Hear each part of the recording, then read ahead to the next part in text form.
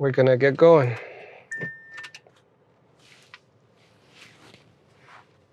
Safety first.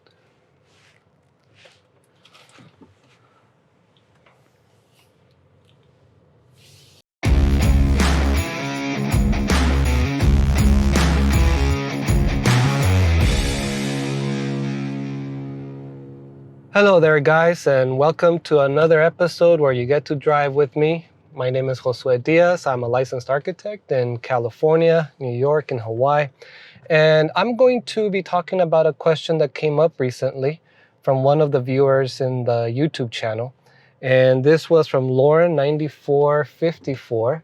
And specifically, she had asked if the terms occupant area and usable area are interchangeable. When I first read the question, I was a little, I would say, not confused, but I didn't know how to answer that. But then I realized that she had posted that, I don't know actually if it's a she or a he, I'm sorry. But this person had posted a comment to video number 26 or 25, I believe, which talks about BOMA. I think it was video 25. In any case. And video 25 has to talk about, or talks about BOMA. And then it made a little more sense.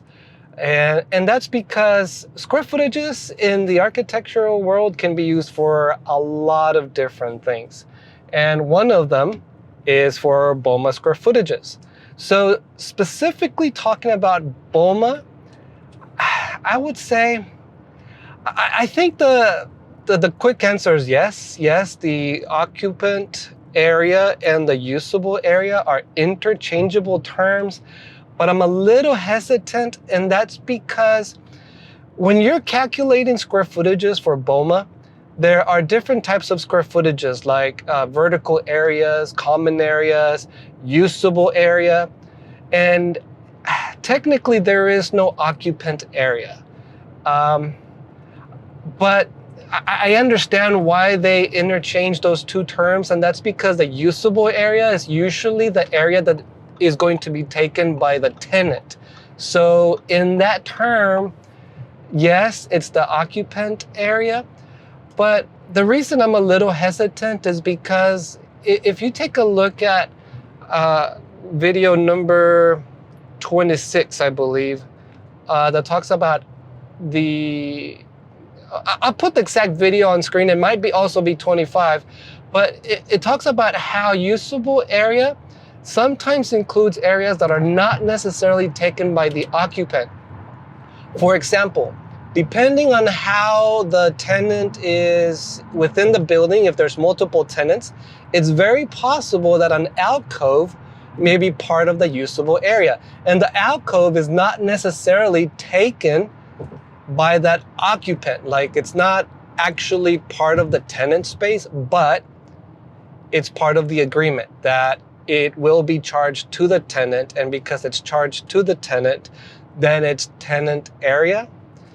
But I hope it makes sense. So yes, it can be interchangeable, but just be knowledgeable that just because it says occupant area doesn't mean that it's limited to the outline of where the tenant space is. Now, putting that aside, I want to mention that the reason I was confused at first when I read the question as to whether occupant whether occupant area and usable area were the same is because I was thinking about occupant loads and chapter 10 and building code. And because of that, I wouldn't intermix the two, and that's just a personal opinion, not that it's wrong or right. It's just a personal opinion, because if you're talking to an architect and you use the term occupant area, we might be confusing that, and we may not necessarily associate it with BOMA, which has nothing to do with building code. BOMA has to do with leasing and leasing terms between the tenant and the building, or building owner or building manager, etc. Has nothing to do with building code. But when I hear the term occupant area, I think that it could potentially be building code. And if you haven't seen my videos on occupant load, I think it's video number 30, you'll see that occupant loads are directly affected by square footages as well. But it has nothing to do with BOMA. So BOMA and occupant loads per building code are completely separate. It's like water, right? Water being square footages. Water can be used for coffee or it could be used for tea, but coffee and tea are completely different things. So same thing, BOMA and building code are two completely different things, but they're both, they could potentially use square footages. And in the terms of occupant load, that's a whole other world. There'll be a video if you're interested on how to calculate occupant loads that talk about how that's calculated.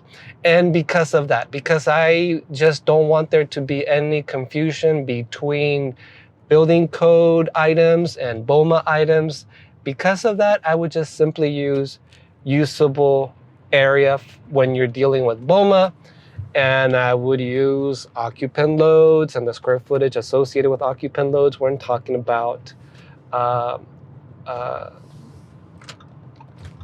building code items, such as when you're trying to figure out your occupant loads.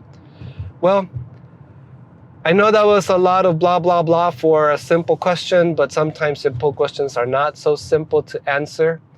And I know that a yes and or no could have simply been said, but I figured I explained the reasons as to why my confusion and why I suggest using one term over the other. But again, in conclusion, and again, repeating the answer to Lauren 9454, strictly BOMA, I guess it's okay. I guess it's okay to interchange the terms occupant area and usable area, but if I had my preference, I would stick to the BOMA prescribed phrases or terms, which in this case would be usable area, but that's my preference.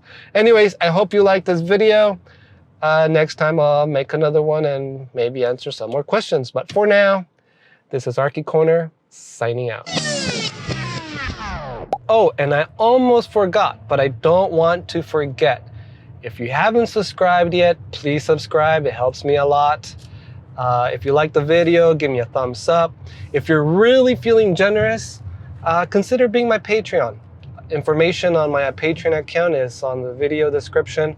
Or if you want to give a one-time donation to help the cause for providing all this information available to anyone who wants to learn more about it, buy me a coffee, if you will. And again, all the information to my accounts are in the video description.